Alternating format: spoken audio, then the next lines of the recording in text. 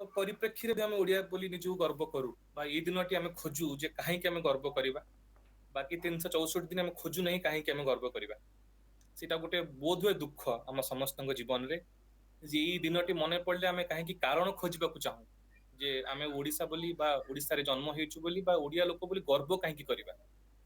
ପ୍ରଥମ କଥା ଗର୍ବ କରିବା ଯେ କାରଣ ଖୋଜା ଯାଏ ତାହେଲେ କାରଣ ଏତେ ଗୁଡିଏ ଅଛି ଯେ ମୁଁ ଗୋଟିଏ ଭାଷଣ ଭିତରେ କହିପାରିବି ନାହିଁ ବା କେହି ବି ହୁଏତ କହିପାରିବେ ନାହିଁ। ଯଦି କେବଳ ଇତିହାସକୁ ଦେଖାଯାଏ ମାନେ ବୌଦ୍ଧ ଧର୍ମଠୁ ଆରମ୍ଭ କରି ଖାରବେଳଙ୍କଠୁ ଆରମ୍ଭ କରି ଅଶୋକଙ୍କଠୁ ଆରମ୍ଭ କରି ଗଙ୍ଗବଂଶ, ଚୋଡବଂଶ, ସୋମବଂଶ, ଭୌମକର ବଂଶ କେବଳ ଯେ ସେଇ ଇତିହାସକୁ ଗତି କରି ଆମେ ପହଞ୍ଚିଯିବା ଏପର୍ଯ୍ୟନ୍ତ କଳା ପାହାଡକୁ ଅତିକ୍ରମ କରିକି ଉତ୍କଳ ସମ୍ମିଳନୀକୁ ଟପିକି ପ୍ରଜାମଣ୍ଡଳ ଆନ୍ଦୋଳନକୁ ଟପିକି ଯଦି କେବଳ ଇତିହାସ ଟା ଶୁଣି ଶୁଣିକି ଆମେ ଏଠି ପହଞ୍ଚିବା ତାହେଲେ ଗର୍ବ କରିବା ପାଇଁ ଏତେ ଗୁଡେ କାରଣ ମିଳିବ ଯାହାକୁ ଆମେ ବହୁତ ଲେଖିକି ସୀମିତ କରିପାରିବା ନାହିଁ। ଯଦି କେବଳ ମାନେ ଭୌଗୋଳିକ ସ୍ଥିତିକୁ ଦେଖିବା ଓଡିଶାର ଚିଲିକା ହଉ, ବଙ୍ଗୋପସାଗର ହଉ, ଓଡିଶାର ତ୍ରିକୋଣ ଭୂମି ସବୁ ହଉ ସେ ସବୁକୁ ନେଇକି ବା ଦେଓମାଳି ପର୍ବତ ହଉ, ପ୍ରାକୃତିକ ସୌନ୍ଦର୍ଯ୍ୟ ହଉ, ଖଣିଜ ପଦାର୍ଥ ହଉ ଏସବୁକୁ ନେଇକି ମଧ୍ୟ ଯଦି ଆମେ ଗର୍ବ କରିବାକୁ ଚାହିଁବା ତାହେଲେ କାରଣର ଅଭାବ ନାହିଁ। ଯଦି କଳାକୁ ଦେଖିବା ଓଡିଶାକୁ ଉତ୍କର୍ଷ କଳାର ଦେଶ କୁହାଯାଏ, ଉତ୍କଳ କୁହାଯାଏ। ଯଦି ଆମେ ପଟ୍ଟଚିତ୍ରକୁ ଦେଖିବା, ଯଦି ଆମେ ତାରକସୀ କାମକୁ ଦେଖିବା, ଓଡିଶୀ ନାଚକୁ ଦେଖିବା, ଓଡିଶୀ ସଙ୍ଗୀତକୁ ଦେଖିବା, ଛଉ ଦେଖିବା, ଗୋଟି ପୁଅ ଦେଖିବା, ମାହାରୀ ସମ୍ମାନ ଦେଖିବା ତାହେଲେ ବୋଧହୁଏ ଏସବୁ ବି ଗର୍ବ କରିବାର କାରଣ। ଯଦି କେବଳ ପର୍ବପର୍ବାଣୀକୁ ଦେଖିବା ଆମେ ଏମିତି ଗୋଟେ ରାଜ୍ୟରେ ଜନ୍ମ ହେଇଛେ ଯୋଉଠି ମାଟିରେ ବୀଜ ବୁଣିବା ପୂର୍ବରୁ ଆମେ ଅକ୍ଷି ତୃତୀୟା ପାଳନ କରୁ ଏବଂ ଫସଲ ହେଲା ପରେ ଫସଲ କାଟିକି ନୂଆଖାଇ ପାଳନ କରୁ। ମାନେ ମାଟିକୁ ହାଣିବା ପୂର୍ବରୁ ମାଟିକୁ ପୂଜା କରୁ ଏବଂ ଅନ୍ନକୁ ଖାଇବା ପୂର୍ବରୁ ଅନ୍ନକୁ ପୂଜା କରୁ। ଆମେ ରଜ ପର୍ବ ପାଳନ କରୁ, ଆମେ ଖୁଦୁରୁକୁଣୀ ପାଳନ କରୁ ଯେ ଗୋଟେ ଆମେ ସେଇ ମାଟିର ପିଲା ଯୋଉଠି ଗୋଟେ ଝିଅଟିଏ ଡଙ୍ଗାରେ ଯାଉ ଯାଉ ଡଙ୍ଗା ଓଲଟି ପଡେ ପାଣି ଭିତରେ ବୁଡିଯାଏ ତାକୁ ଆମେ କାଳିଜାଇ କହୁ, ମନ୍ଦିର କହୁ, ପୂଜା କରୁ। ଆମ ପାଖରେ କେବଳ କାରଣ ଦରକାର ଜୀବନକୁ ପୂଜା କରିବା ପାଇଁ। ଆମର ଯିଏ ରାଜା ଯାହାଙ୍କୁ ଆମେ ରାଜା ବୋଲି କହୁ, ଗଜପତି ବୋଲି କହୁ ସେ ରାଜାଙ୍କୁ ଆମେ ପ୍ରଧାନ ସେବକ ବୋଲି କହୁ। ରାଜାଙ୍କର ରାଜମହଲ ନାହିଁ, ସେ ହଉଛନ୍ତି ଆମ ଭଗବାନଙ୍କର ସେବକ। ରାଜା ବି ଆସିକି ମନ୍ଦିର ଓଳାନ୍ତି। ଏଭଳି ପରମ୍ପରା ବୋଧେ ଆଉ କୋଉଠି ନଥିବ ଯେ ଯିଏ ରାଜା ସିଏ ସେବକ। ଏଇ ସବୁ ଯୋଉ ସାଂସ୍କୃତିକ କଥା ଅଛି ଓଡିଶାରେ ତାକୁ ଦେଖିଲେ ଗର୍ବ କରିବା ପାଇଁ କାରଣର ଅଭାବ ନାହିଁ। ଯଦି କେବଳ ବ୍ୟକ୍ତି ବିଶେଷକୁ ଖୋଜିବା ଯୋଉମାନେ ବା ଯୋଉମାନଙ୍କୁ ଆମେ ଆଜି କେବଳ ସ୍ମରଣ କରୁ ଏବଂ କାଲି ସକାଳୁ ଭୁଲିଯିବା। ଆମେ ଗୋପବନ୍ଧୁଙ୍କୁ କାଲି ଭୁଲିଯିବା, ଆମେ ଆଚାର୍ଯ୍ୟ ହରିହରଙ୍କୁ କାଲି ଭୁଲିଯିବା, ରମାଦେବୀ ହୁଅନ୍ତୁ, ମାଳତୀ ଚୌଧୁରୀ ହୁଅନ୍ତୁ, ନବକୃଷ୍ଣ ଚୌଧୁରୀ ହୁଅନ୍ତୁ, ମଧୁସୂଦନ ଦାସ ହୁଅନ୍ତୁ, ମଧୁବାବୁ ହୁଅନ୍ତୁ ଯୋଉମାନଙ୍କୁ ଆମେ ପୂଜା କରୁ ଏବଂ ଆଜି ତାଙ୍କୁ ବହୁତ ବରେଣ୍ୟ ବୋଲି ଭାବୁ। ଆସନ୍ତା କାଲି ସକାଳେ ଗାଁରେ ପଚାରିଲେ ପିଲା ମଧୁବାବୁ କିଏ, ପିଲାମାନେ କନଫ୍ୟୁଜ ହେବେ ଆରେ ଦାସଙ୍କ କଥା କହୁଛ ନା ରାଓଙ୍କ କଥା କହୁଛ। ମଧୁବାବୁଙ୍କର ପରିଚୟ ବି ଆମ ପାଇଁ ଗୋଟେ ପ୍ରଶ୍ନବାଚୀ।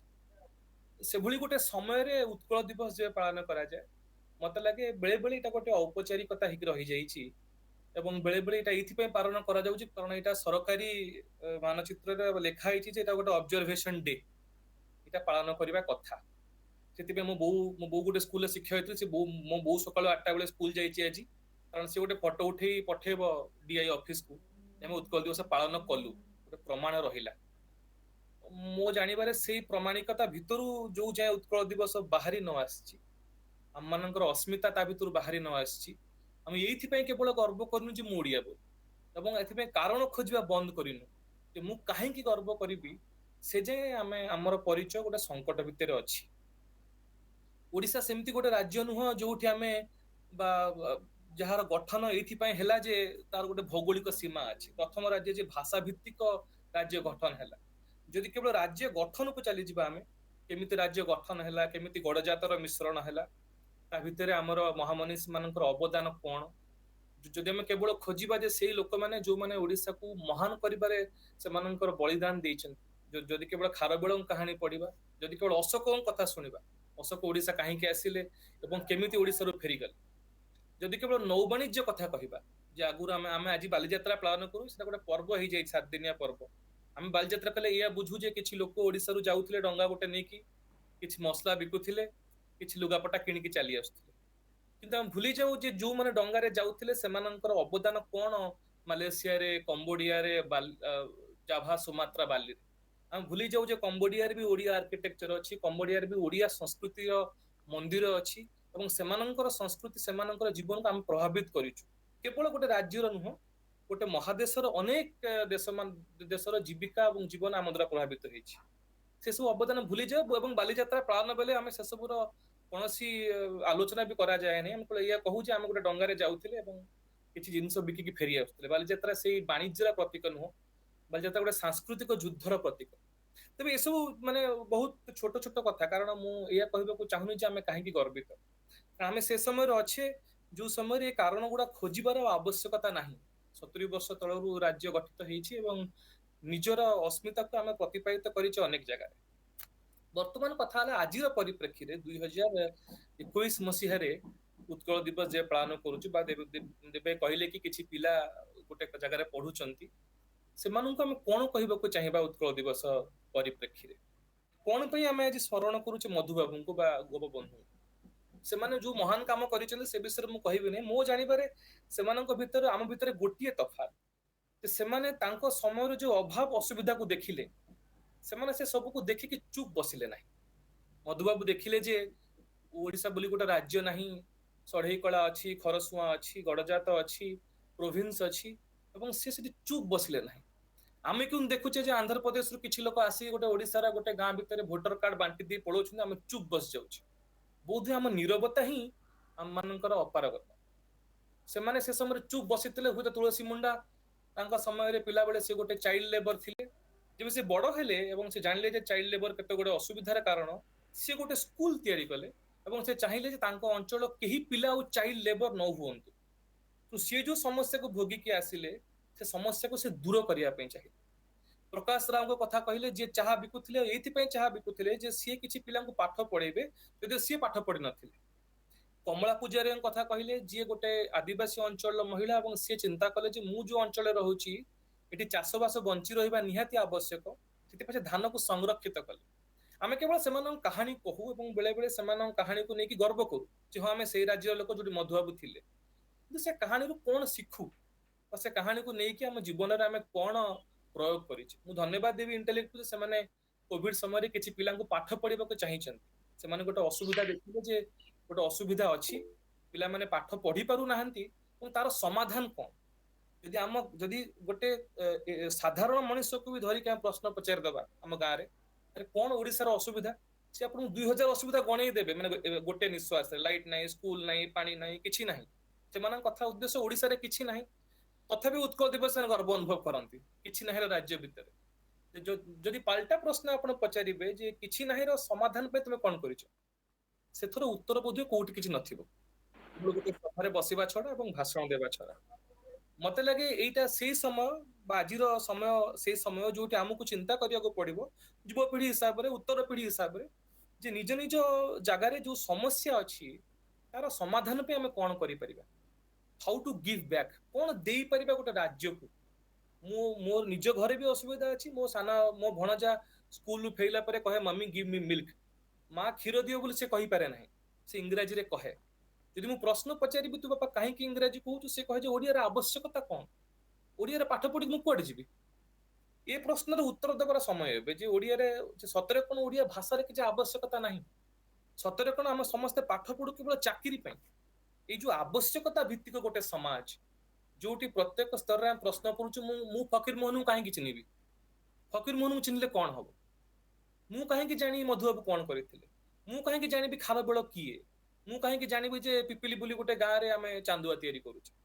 ମୁଁ କାହିଁକି ଜାଣିବି ଯେ ପଟ୍ଟଚିତ୍ର ବୋଲି ଗୋଟେ କଳା ଅଛି ଏବଂ ତାକୁ ନେଇ ସମ୍ମାନ କରିବି ଯୋଉଠି ପଟ୍ଟଚିତ୍ର ଆଙ୍କୁଥିବା ଲୋକଙ୍କର କୌଣସି ଭବିଷ୍ୟ ନାହିଁ? ମୁଁ କାହିଁକି କହିବି ଗର୍ବରେ ଯେ ଗୋଟେ ବାନ୍ଧ କଳା ଅଛି ବା ସମ୍ବଲପୁରୀ ଶାଢୀ ତିଆରି ହଉଛି, ଯଦିଓ ଯୋଉମାନେ ଶାଢୀ ତିଆରି କରନ୍ତି ସେମାନଙ୍କ ଘରେ ଖାଇବାକୁ ନାହିଁ? ଏଇ ଯୋଉ ଭିତ୍ତିଭୂମିର ପ୍ରଶ୍ନ, ଯୋଉଟାକୁ ଆମେ ଏଡେଇ ଯିବାକୁ ଚାହୁଁ ଏବଂ ସବୁବେଳେ ଏ ପ୍ରଶ୍ନ ପଚାରୁ ଯେ ମୁଁ କାହିଁକି ଗୋଟେ ଇଂରାଜୀ ମିଡିୟମ ସ୍କୁଲରେ ନ ପଢିବି, କାରଣ ଓଡିଆ ମିଡିୟମ ସ୍କୁଲରେ ପାଠ ପଢିଲେ ତାର କିଛି ଫ୍ୟୁଚର ନାହିଁ। ମୁଁ ଗୋଟେ ଗାଁରେ ପଢୁଥିଲି ବହୁତ ବର୍ଷ ତଳେ। ମୁଁ ଯୋଉ ଗାଁ ସ୍କୁଲରେ ପଢୁଥିଲି ସେ ସ୍କୁଲରେ ଗୋଟାଏ ଛାତରେ ତଳେ 5ଟା ଶ୍ରେଣୀର ପିଲା ବସୁଥିଲୁ ଆମେ ବର୍ଷା ଦିନେ, ଏବଂ ସେଇ ଘର ଭିତରେ ଛେଳି ଆଉ ଗାଈ ବି ବସୁଥିଲେ ବର୍ଷା ହେଲେ, କାରଣ ସେମାନେ ବାହାରେ ଓଦା ହେଇପାରିବେନି। ଗୋଟିଏ ଟିଚର ଥିଲେ, ସିଏ ଏପଟ ସେପଟ ବୁଲିକି ପଢଉଥିଲେ 5ଟା କ୍ଲାସର ପିଲାଙ୍କୁ। ମୋ ସାଙ୍ଗ ଯିଏ ଏବେ ଗୋଟେ ଓଏସ୍ ଅଫିସର ଅଛି, ସିଏ ମାଥିଲି ବ୍ଲକରେ ବିଡିଓ ଅଛି, ସିଏ ଯୋଉ ସ୍କୁଲରେ ପଢୁଥିଲା ସେ ସ୍କୁଲ ତା ନିଜ ଘରର ବାରାଣ୍ଡାରେ ହଉଥିଲା। ତା ବାପା ସେ ଟିଚର ଥିଲେ ଏବଂ ସେ ସ୍କୁଲଟା ସେ ତା ଗାଁର ପ୍ରାୟ 10 କିଲୋମିଟର ପରିଧି ଭିତରେ ଗୋଟେ ଗୋଟେ ପ୍ରିଣ୍ଟ ଆଉଟ୍ ସେଣ୍ଟର ନଥିଲା ଯୋଉ ସେ ଡକ୍ୟୁମେଣ୍ଟ ପ୍ରିଣ୍ଟ କରିପାରିବେ। 2007-8 କଥା ମୁଁ କହୁଛି। ଯୋଉ ଭିତ୍ତିଭୂମିର ଅଭାବ ଭିତରେ ପ୍ରଶ୍ନ କରିବା ନିହାତି ଉଚିତ ବେଳେ ବେଳେ ପିଲାଙ୍କର, ଯେ ମୁଁ କାହିଁକି ଓଡିଆ ପଢିବି, ମୁଁ ଯଦି ଇଂରାଜୀ, ଏବଂ ଆମେ ଯୋଉ ଗୋଟେ ଭାବି ନେଇଛେ ଯିଏ ବା ବ୍ଲାକ୍ ସ୍ଲିପ୍ ମାନେ ରିସାଇଡ୍ କରିପାରିବ ସେ ବହୁତ ସ୍ମାର୍ଟ, ଏବଂ ଯିଏ ଥିଲା ଏକ ଠେକୁଆ ନା ତାର ଭେକୁଆ ଏଇ ଗୀତ ଗାଇଲେ ସେ ଗୋଟେ ନିହାତି ମଫସଲିଆ ପିଲା। ଆ ଭିତରେ ପ୍ରଶ୍ନ କରିବାର ଆବଶ୍ୟକତା ଏବେ ଅଛି ଯେ ସତରେ କଣ ଉତ୍କଳ ଦିବସର ଅଭିପ୍ରାୟ ଏଇଆ ଯେ ଆମେ ଗର୍ବ କରିବା ଏବଂ ଖୋଜିବା ଯେ ଅତୀତରେ 100 ବର୍ଷ ତଳେ କଣ ହେଇଥିଲା। ଗର୍ବ ଏଇଥିପାଇଁ କରିବା ଯେ ମଧୁବାବୁ 1936 କଣ କରିଥିଲେ, ନା ଏଇ ପ୍ରଶ୍ନ ପଚାରିବା ଯେ, ନା ଏଇ କଥା ଚିନ୍ତା କରିବା ଯେ କୈଳାସ ଚନ୍ଦ୍ର ସାହୁଙ୍କ ଭଳିଆ ଜଣେ ବୈଜ୍ଞାନିକ ଅଛନ୍ତି ଯିଏ ଆମେରିକାରେ ସାଇଣ୍ଟିଷ୍ଟ ଅଛନ୍ତି ଏବଂ ଯିଏ ଗୋଟେ ଷ୍ଟାର ର ମାସ୍ ମେଜର କରିପାରୁଛନ୍ତି। ନା ଚିନ୍ତା କରିବା ଯେ ପଠାଣି ସାମନ୍ତଙ୍କ ଭଳି ଜଣେ ବୈଜ୍ଞାନିକ ଓଡିଶାରେ ଥିଲେ ଯେ ବାଉଁଶ ନଳରେ ମାପୁଥିଲେ, ପଢୁଥିଲେ ଆଷ୍ଟ୍ରୋନୋମି, ଯାହାଙ୍କ କଥା କୁହାଯାଉଥିଲା ନେଚର ଜର୍ନାଲରେ, ନଲେଜ ଜର୍ନାଲରେ। ଯୋଉ ସମୟରେ ଗାଲିଲିଓ, କୋପରନିକସ, କେପଲର ସେମାନେ ଟେଲିସ୍କୋପ ସାହାଯ୍ୟରେ ବା ମ୍ୟାଥମେଟିକ୍ସ ସାହାଯ୍ୟରେ ଚିନ୍ତା କରୁଥିଲେ ପୃଥିବୀ ବିଷୟରେ, ସେ ସମୟରେ ଗୋଟେ ଲୋକ ଓଡିଶାରେ ବାଉଁଶ ନଳ ସାହାଯ୍ୟରେ ପଢୁଥିଲା ଆଷ୍ଟ୍ରୋନୋମି। ଏକଥା କଣ ଚିନ୍ତା କରିବା ଦରକାର ଯେ ଓଡିଶାରେ ଏମିତି ଲୋକ ଅଛନ୍ତି ଯୋଉମାନଙ୍କର ଆଚିଭମେଣ୍ଟ ଆମକୁ ରାଜ୍ୟ ସ୍ତରରେ ନୁହଁ ବିଶ୍ୱ ସ୍ତରରେ ପରିଚିତ କରାଉଛି। ଆମେ ଯୋଉମାନଙ୍କୁ ଆଦର୍ଶ ବୋଲି ଭାବୁଛେ, ମତେ ଲାଗୁଛି ଏ ସମୟରେ ସେ ଆଦର୍ଶର ପରିସୀମା ଟିକେ ବଢେଇ ଦେବା ଦରକାର। କାହିଁକି କେବଳ ମଧୁବାବୁ ଆଦର୍ଶ ହେବେ? କାହିଁକି ପଦ୍ମିନୀ ରାଉତ ଆମ ଆଦର୍ଶ ହେବେନି, ଯିଏ ଛୋଟ ଏତେ ବୟସରେ ଚେସ୍ ଖେଳି ଗ୍ରାଣ୍ଡ ମାଷ୍ଟର ହେଇପାରୁଛି? କାହିଁକି ପିଲାମାନଙ୍କ ଆଗରେ ସେ ସୁଯୋଗଟା ରଖାଯିବନି ଯେ ତମେ ଏ ସମୟରେ ଚେସ୍ ବି ଖେଳିପାରିବ? ଏଇ ଯୋଉ ଧାରାବାହିକତା, ସକାଳୁ ଉଠିବୁ ବାବା ସ୍କୁଲ ଯିବୁ, 10ମ ଶ୍ରେଣୀ ପାସ୍ କରିବୁ, +2 ପଢିବୁ, ସରକାରୀ ଚାକିରି କରିବୁ, ତାପରେ ବାହା ହେଇଯିବୁ, ତାପରେ ଗାଁକୁ ଫେରି ଆସିବୁ, ଏଇ ଯୋଉ ଗୋଟେ ଧାରାବାହିକ ଜୀବନ ଯାହାକୁ ଆମେ ଅନେକ ବର୍ଷ ଧରି କହିଛେ ଏଇଟା ହିଁ ଓଡିଶାର ଜୀବନ, ତା ଭିତରୁ କାହିଁକି ନ ବାହାରି ପାରିବା? କାହିଁକି ଚିନ୍ତା ନ କରିବା ଯେ ଗୋଟେ ଲୋକ ଅଛି ଯିଏ ରିତେଶ ଭଳିଆ ପିଲା ଯିଏ ଓୟୋ ରୁମ୍ ତିଆରି କରିପାରୁଛି, ଏବଂ ଆଜିର ସମୟରେ ସେଇଟା ବି ଗୋଟେ ବଡ ଆଚିଭମେଣ୍ଟ। କାହିଁକି ଚିନ୍ତା ନ କରିବା ଯେ ଗୋଟେ ଝିଅ ଅଛି ଆଉ ତା ନା ତେଜସ୍ୱିନୀ, ସିଏ ଗୋଟେ ଏୟାର ବାଇକ୍ ତିଆରି କରୁଛି ସାଇକେଲରେ, ଯାହା କମ୍ପ୍ରେସ୍ଡ ଏୟାରରେ ଚାଲୁଛି। ସେ ଆଚିଭମେଣ୍ଟର କାହାଣୀ ଗୁଡାକ, ସେ ଯୋଉ ପ୍ରେରଣାର କାହାଣୀ ଗୁଡାକ କାହିଁକି ଆମ ବହିକୁ ନ ଆସିବ? କେତେ ଦିନ ଆମ ବହି ଚାଲିବ ଖାରବେଳଙ୍କୁ ନେଇକି? ଖାରବେଳ ଆମକୁ ଅନୁପ୍ରାଣିତ କରନ୍ତି, ସତରେ କଣ ଖାରବେଳଙ୍କ କାହାଣୀ, ସତରେ କଣ ସେଇ ପାଇକ ବିଦ୍ରୋହର କଥା 2021 ଯଥେଷ୍ଟ ଆମକୁ ଅନୁପ୍ରାଣିତ କରିବା ପାଇଁ? ନା ୱିଲିୟମ ମହାନ୍ତି ସାର୍ ଅଛନ୍ତି ଖଡଗପୁରରେ, ତାଙ୍କ କାହାଣୀ ଆମେ ଶୁଣିବା ଦରକାର? ନା କୈଳାସ ଚନ୍ଦ୍ର ସାହୁଙ୍କ କାହାଣୀ ଆମେ ଶୁଣିବା ଦରକାର? ନା ମଧୁସୂଦନ କାନୁନଗୋଙ୍କ କାହାଣୀ ଆମେ ଶୁଣିବା ଦରକାର? ପଦ୍ମିନୀ ରାଉତଙ୍କ କାହାଣୀ ଆମେ ଶୁଣିବା ଦରକାର? ସୁଧୀରା ଦାସଙ୍କୁ ଶୁଣିବା ଦରକାର? ତପନ ମିଶ୍ରଙ୍କୁ ଶୁଣିବା ଦରକାର ଯେ ଇସ୍ରୋରେ ଚେୟାରମ୍ୟାନ ଥିଲେ? କୋଉମାନଙ୍କୁ ଆମେ ଶୁଣିବା ଦରକାର ଏ ସମୟରେ ଯେ ଗୋଟେ ପିଲା ଯେ ଓଡିଶାରେ ପାଠ ପଢୁଛି, 10ମ ଶ୍ରେଣୀ ପାସ୍ କଲା, ତାକୁ ପ୍ରଶ୍ନ କରାଯିବ ବାବା ତୁ କଣ କରିବାକୁ ଚାହୁଁଛୁ, ତା ଉତ୍ତରଟା କଣ ହବ? ମୁଁ ବର୍ତ୍ତମାନ ଚାହୁଁଛି ବିଏ ପଢିବା ପାଇଁ, ଏମଏ ପଢିବା ପାଇଁ, ଇଞ୍ଜିନିୟରିଂ କରିବା ପାଇଁ, ମେଡିକାଲ ପଢିବା ପାଇଁ, କାରଣ ପ୍ରତ୍ୟେକ କ୍ଷେତ୍ରରେ ଗୋଟେ କାହିଁକି ଅଛି। ଚାକିରି ନାହିଁ ବୋଲି ଆମେ ସମସ୍ତେ ଜାଣିଛେ। ବହୁତ ସହଜ ଗୋଟେ ଗାଁରେ ବସିକି 10 ଜଣ ଲୋକ ଗୋଟେ ଗାଁର ଛକରେ ବସିକି ଚାହା ପିଇକି, ବିଡି ଖାଇକି, ସିଗରେଟ ଖାଇକି ବହୁତ ସହଜ ଆଲୋଚନା କରିବା ଯେ ଓଡିଶାରେ କିଛି ନାହିଁ। ସେତିକି କଷ୍ଟ ସେ ଗାଁରେ ଗୋଟେ ପଙ୍କିଳ ପୋଖରୀକୁ ତା ଦେହରୁ ପଙ୍କ ସଫା କରି ସେଥିରେ ମାଛ ଜାଁଳ ଛାଡିକି ମାଛ ଚାଷ କରିବ। ସେଇଟା ବୋଧେ ସେତିକି କଷ୍ଟ କାମ। ଆମେ ସବୁବେଳେ ଗୋଟିଏ ଦିଗକୁ ଦେଖି ଆସିଛେ ଯେ କଣ କଣ ଏ ରାଜ୍ୟରେ ନାହିଁ, ଏବଂ ସେ ନାହିଁ ନାହିଁ ଭିତରେ ଆମେ ଗୋଟେ ଉତ୍କଳ ଦିବସ ପାଳନ କରୁ ବର୍ଷକୁ ଥରେ, ଏବଂ ଖୋଜୁ କଣ କଣ ପାଇଁ ଆମେ ଗର୍ବ କରିବା। ଯେବେ ଆମେ ଗର୍ବ କରିବାକୁ ଖୋଜୁ, ଆମେ ଖୋଜୁ ମଧୁବାବୁଙ୍କୁ, ଆମେ ଖୋଜୁ ଚର୍ଯା ଗୀତିକାକୁ, ଆମେ ଖୋଜୁ ଓଡିଶୀକୁ, ଆମେ ଖୋଜୁ କେଳୁଚରଣଙ୍କୁ, ଆମେ ଖୋଜୁ ନାହିଁ ତୁଳସୀ ମୁଣ୍ଡାଙ୍କୁ, ଆମେ ଖୋଜୁ ନାହିଁ ପ୍ରକାଶ ରାଓଙ୍କୁ। ଆମେ ଚିନ୍ତା କରିବାକୁ ଚାହୁଁନେ ଯେ କାହିଁକି ଓଡିଶାକୁ ଏତେ ବଡ ଗୋଟେ ଇନଭେଷ୍ଟମେଣ୍ଟ ସେଣ୍ଟର ବୋଲି କୁହାଯାଉଛି ଏବେ, କାହିଁକି ଓଡିଶାକୁ ଏତେ ବଡ ସ୍ମାର୍ଟ ସିଟି ହବାର ଯୋଗ୍ୟତା ଦିଆଯାଇଛି। ଆମେ ଚିନ୍ତା କରୁନା ଯେ ଓଡିଶାରୁ କାହିଁକି ବର୍ତ୍ତମାନ ଓୟୋ ରୁମ୍ ବାହାରୁଛି ବା ନେକ୍ସଟ ୱେଭ୍ ବାହାରୁଛି ବା ଜିଭାମେ ଭଳି ବ୍ରାଣ୍ଡ ବାହାରୁଛି। କାହିଁକି ଓଡିଶାର ପିଲାମାନେ ଯେ ସିନେମା କରୁଛନ୍ତି ଯାହା ଅସ୍କାରକୁ ଯାଉଛି। ଏଇ ଯୋଉ ପ୍ରକାର ପାରାଲେଲ ଜିନିଷ ଗୁଡାକ ଅଛି, ଯାହା ପାଠରୁ ଟିକେ ବାହାରେ, ଯାହା ଆମ ଚରିତ୍ର ହୁଏତ ଗଠନ କରନ୍ତା, ବା ଯାହା ପିଲାମାନଙ୍କୁ ଗୋଟେ ନୂଆ ରାସ୍ତା ଦିଅନ୍ତା ଯେ ହଁ କେବଳ ସମସ୍ୟା ବିଷୟରେ କହିବାଟା ହିଁ ଆମର ଦାୟିତ୍ବ ନୁହଁ, ସମସ୍ୟାର ସମାଧାନ କରିବାଟା ବି ଗୋଟେ ଦାୟିତ୍ବ। ମୁଁ ଯେହେତୁ ଗୋଟେ ଗାଁରେ ପଢିଛି, ମୁଁ ଗର୍ବିତ ଏଇଥିପାଇଁ ଯେ ମୋ ଗାଁରେ ଯୋଉ ଶିକ୍ଷକ ମାନେ ଥିଲେ, ଯେ ଆମକୁ ସାହିତ୍ୟ ପଢଉଥିଲେ, ଧୋତି ପିନ୍ଧିଥିବା ସାର୍, ସେ ଗୋଟେ ଗିନି ଧରିକି ବେଞ୍ଚ ଉପରେ ଠିଆ ମତେ ସାହିତ୍ୟ ପଢଉଥିଲେ। ସେଭଳି ଶିକ୍ଷକ ବୋଧେ ଏବେ ନାହାନ୍ତି, ତେଣୁ ବୋଧହୁଏ ସେ ଚରିତ୍ର ତିଆରି ହଉନାହିଁ। ଏମିତି ନୁହଁ ଯେ ସେ ଶିକ୍ଷକ ମାନେ ସିବିଏସ୍ଇ ମିଡିୟମରେ ଅଛନ୍ତି, କିନ୍ତୁ ସେଇଟା ଗୋଟେ ପ୍ରୟୋଗାତ୍ମକ ଶିକ୍ଷା ବୋଲି କୁହାଯାଉଛି। ସେ ପିଲାମାନେ ସେଠୁ ବାହାରିଲା ପରେ ଆମେ ତାଙ୍କୁ ସ୍ମାର୍ଟ ବୋଲି ଭାବୁଛେ, ଆମ ଭିତରେ ଅଛି ଏଇଟା। ଯୋଉମାନେ ଆମେ ଏଠି ବସିଛେ ଆମର ମାନଙ୍କ ଘରେ ଅନେକ ପିଲା ଥିବେ, ଆମେ ଯାହାକୁ ଇଂରାଜୀ ମିଡିୟମ ସ୍କୁଲକୁ ପଠଉଛୁ, ଆମେ ଯୋଉ ବେଟା କମ୍ ହିୟର ସିଟ୍ ବୋଲି କହୁଛୁ, ଡୋଣ୍ଟ ଡୁ ଦିସ୍ ବୋଲି କହୁଛୁ, ଯୋଉ ଏଇ ଯୋଉ ବିରୋଧାଭାସ ଆମ ଭାଷଣରେ ଏବଂ କାର୍ଯ୍ୟକଳାପରେ, ସେଇଟାକୁ ଯୋଉ ଯାଏଁ ଦୂର ନ କରାଯାଇଛି, ଯୋଉ ଯାଏଁ ଆମେ ପିଲାକୁ ଏଇଥିପାଇଁ କହିନୁ ଯେ ବାବା ତୁ ଆଜି ଗୋଟେ ଦିନ ଟେବୁଲ ଉପରେ ବସ, କିଛି ଲୋକଙ୍କ ଭାଷଣ ଶୁଣୁ ଏବଂ ଗର୍ବ କର ଓଡିଆ ବୋଲି, ସେଇ ଯାଏଁ ଏ ସମସ୍ୟାର ସମାଧାନ ହେଇପାରିବ ନାହିଁ। ପିଲାକୁ ଆମକୁ ଏଇଆ କହିବାର ଅଛି ଆଜି ଯେ ତୁ ଯା ବାହାରକୁ ଦେଖିଆ କଣ କଣ ସମସ୍ୟା ତୋ ଆଖପାଖରେ ଅଛି, ମତେ ଆସି କହ ତୁ ଆର କଣ ସମାଧାନ କରିବାକୁ ଚାହୁଁଛୁ। ତୁ ପାଠ ପଢୁଛୁ ତୋ ଗାଁରେ, ତୋର 4ଟା ସାଙ୍ଗ ଅଛନ୍ତି ଯିଏ ପାଠ ପଢି ନାହାନ୍ତି, ତାକୁ ତୁ କଣ ସନ୍ଧ୍ୟାବେଳେ ମାଥମେଟିକ୍ସ ପଢେଇ ପାରିବୁ ନାହିଁ? ମୋ ପାଖରେ ବହୁତ ପଇସା ଅଛି, ମୋ ପାଖରେ ଗୋଟେ କମ୍ପ୍ୟୁଟର ଅଛି ଯାହା ମୁଁ ବ୍ୟବହାର କରୁନାହିଁ, ତାକୁ କଣ ମୁଁ ଗାଁରେ ଗୋଟେ ଥୋଇକି କିଛି ପିଲାଙ୍କୁ କମ୍ପ୍ୟୁଟର ଶିଖେଇ ପାରିବି ନାହିଁ? ମୁଁ କଣ ଗାଁରେ କେବଳ କ୍ଲବ ହାଉସ ଖୋଲିବି, ଗୋଟେ ପାଠାଗାର ବା ଲାଇବ୍ରେରୀ ଖୋଲି ପାରିବି ନାହିଁ? ମୋ ଗାଁରେ କଣ କେବଳ କ୍ରିକେଟ ଟୁର୍ଣ୍ଣାମେଣ୍ଟ ଆୟୋଜିତ ହବ, ମୋ ଗାଁରେ କଣ ପାଲା ବା ଦାସକାଠି ଆୟୋଜିତ ହବ ନାହିଁ? ଯେପର୍ଯ୍ୟନ୍ତ ଆମେ ଏଇଟା କରୁନୁ ଏବଂ ସେ ସବୁ କଥାକୁ କେବଳ ଗୋଟେ ଗର୍ବର ବିଷୟ ବୋଲି ଭାବି ଦେଇଛୁ ଆଲୋଚନାରେ, କବିତାରେ, ଗପରେ, ମୁଁ କବିତା ଲେଖୁଛି, କବିତାରେ ମୁଁ ଲେଖିପାରେ ଯେ ବହୁତ ପ୍ରାଚୀନ ଜାତି ଆମର, ଆମ ରକ୍ତ ଉଠ ଉଠ କଙ୍କାଳ ଛିଡୁ ଶୃଙ୍ଖଳ, କିନ୍ତୁ ସତରେ କଣ କଙ୍କାଳ ଉଠୁଛି? ଏଇ ପ୍ରଶ୍ନ ପଚାରିବା ଦରକାର, ଆମେ ସେ କଙ୍କାଳ ମାନଙ୍କୁ ଉଠେଇବା ପାଇଁ କଣ କରୁଛେ। ତ ମୁଁ ଯେତେବେଳେ ଓଡିଆ ବୋଲି ଗର୍ବ ଅନୁଭବ କରେ, ଯେହେତୁ ମୁଁ ବାହାରେ ରହେ, ପ୍ରବାସୀ ଓଡିଆ ଆମକୁ କୁହାଯାଏ, ମୋ ପାଇଁ ବୋଧେ ଉତ୍କଳ ଦିବସର ଗୁରୁତ୍ୱ ବେଶୀ, କାରଣ ଆମେ ଯୋଉ ଆଇଆଇଟିରେ ରହୁ ସେଠି ବର୍ଷ ସାରା ଆମେ ସବୁ ଅଲଗା ଅଲଗା ରହୁ, ଆଜି ଗୋଟେ ଦିନ ସମସ୍ତେ ଏକାଠି ହେଇଯାଉ, ବନ୍ଦେ ଉତ୍କଳ ଜନନୀ ଗୀତ ଗାଉ, ପଖାଳ ତିଆରି କରୁ, ପଖାଳ ଖାଉ, ଖୁସି ହଉ, ତାପରେ ଫେରି ଆସୁ, ପୁଣି ନିଜ ଜୀବନକୁ ଫେରିଯାଉ ଏବଂ ସନ୍ଧ୍ୟାବେଳେ ବସି କୁଚାରଟନା କରୁ ଓଡିଶାରେ କିଛି ନାହିଁ, ଚାକିରି କରି କାହିଁକି ଓଡିଶାକୁ ଫେରିଯିବି। ମତେ ଲାଗୁଛି ଏଇ ଯୋଉ ସମୟ, ଏଇ ସମୟ ବୋଧେ ପହଞ୍ଚି ଯାଇଛି ଯୋଉଠି ଆମେ ଚିନ୍ତା କରିବା ଯେ ଆମେ କଣ ଦେଇପାରିବା, ଜାତିକୁ ନେଇ କେବଳ ଗର୍ବ କରିବା ନାହିଁ, ଏ ପ୍ରଶ୍ନ ପଚାରିବା ଯେ ଏଇ ଯୋଉ ଜାତିକୁ ନେଇକି ଗର୍ବ କରିବାର କାରଣ କାହିଁକି ଖୋଜୁଛେ ଆମେ। ସତରେ କଣ ଓଡିଶାର ଯେତିକି ପିଲା ଅଛନ୍ତି ଯୋଉମାନେ ପାଠ ପଢୁଛନ୍ତି ସେମାନଙ୍କର ଅସୁବିଧା ଟା କଣ, କାହିଁକି ଆଜି ଗୋଟେ ପିଲା ନର୍ମାଲ ପାଠ ପଢିଲା ପରେ ଚାକିରି ପାଉନି, ଯିଏ ଚାକିରି ପାଉନାହିଁ ସିଏ ତା ସମସ୍ୟାର ସମାଧାନ କରିବା ପାଇଁ କଣ କରୁଛି। ଯେତେବେଳେ ମୁଁ କହୁଛି ଆମେ ଆମ ସମସ୍ୟାର ସମାଧାନ ପାଇଁ କଣ କରୁଛୁ, ମୁଁ ବାଜି ରାଉତ କଥା ମନେ ପକଉଛି। ଆମେ ତା କାହାଣୀ ଶୁଣୁଛେ, 12 ବର୍ଷର ପିଲା ଡଙ୍ଗାରେ ଅଛି, ତାକୁ ଇଂରେଜ ମାନେ ମାରୁଛନ୍ତି, ସତରେ କଣ ଆମେ ବାଜି ରାଉତ ହେଇପାରିଛେ କେବେ? ସତରେ କଣ ତା କାହାଣୀ ଆମକୁ ଇନ୍ସପାୟାର କରିଛି? ଯଦି ଆପଣଙ୍କ ଡଙ୍ଗାରେ ଆଜି ବସିଥାନ୍ତେ, ଯଦି ଆପଣଙ୍କୁ କିଛି ଲୋକ କହନ୍ତେ କି ତୁ ଡଙ୍ଗା ନବୁ କି ନାହିଁ, ଆପଣ ନିଅନ୍ତେ କି ନାହିଁ? ଯଦି ଆପଣ ଡଙ୍ଗା ନେଇଯିବେ ତାହେଲେ ବାଜି ରାଉତ କାହାଣୀର ଆବଶ୍ୟକତା କଣ? ସତରେ କଣ ଆମେ କିଛି ଶିଖିଛେ ତୁଳସୀ ମୁଣ୍ଡାଙ୍କ କାହାଣୀରୁ, ନା ଏସବୁ କେବଳ ଗପ? ମୋ ଜାଣିବାରେ, ମୁଁ ଯେତିକି ଅନୁଭବ କରିଛି ଓଡିଆ ହିସାବରେ, ମତେ ଲାଗେ ଏଇ ସବୁ ଗପ ଭିତରୁ ବାହାରି ଆସିବା ଦରକାର ବେଳେ ବେଳେ, ଏବଂ ପ୍ରଶ୍ନ କରିବା ଦରକାର ଆମ ସମସ୍ତଙ୍କୁ ଯେ ଆମେ କଣ ନିଜ କର୍ତ୍ତବ୍ୟ ପାଳନ କରୁଛେ ନା କେବଳ ଅନ୍ୟକୁ ଆଙ୍ଗୁଠି ଉଠଉଛେ। ଆମେ ଆମେ ଭାବୁଛେ ଯେ ଜଣେ ବୁଦ୍ଧିଜୀବୀ ଅଛନ୍ତି ସେ ଏଇଆ କରିବା ଦରକାର, କେବେ କଣ ନିଜକୁ ପଚାରୁଛେ ଆମେ କଣ କରିବା ଦରକାର?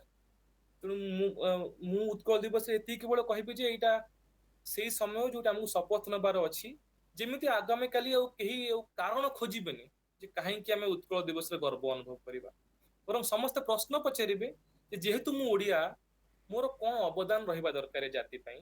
ଏବଂ ସମସ୍ତେ ନିଜକୁ ଏଇଆ କହିବେ ଯେ ମୁଁ ଯୋଉ ସମସ୍ୟା ମୋ ଜୀବନରେ ସମ୍ମୁଖୀନ ହେଇଛି, ସେ ସମସ୍ୟା ଆଉ ଯେମିତି ଆଉ କେହି ସମ୍ମୁଖୀନ ହେବେ ନାହିଁ। ଏତିକି ମୋର କହିବାର କଥା। ସମସ୍ତଙ୍କୁ ଆଉଥରେ ଉତ୍କଳ ଦିବସ